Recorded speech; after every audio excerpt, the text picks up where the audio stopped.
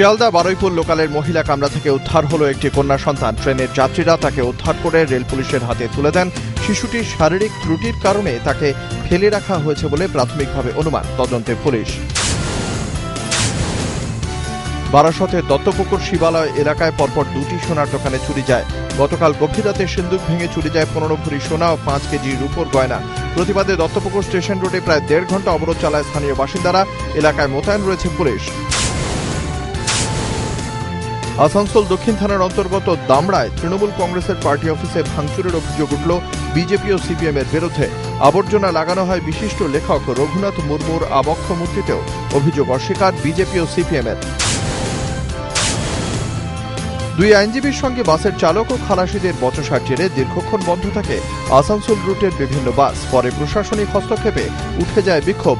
মারধরের অভিযোগ ওঠে আইনজীবীদের বিরুদ্ধে।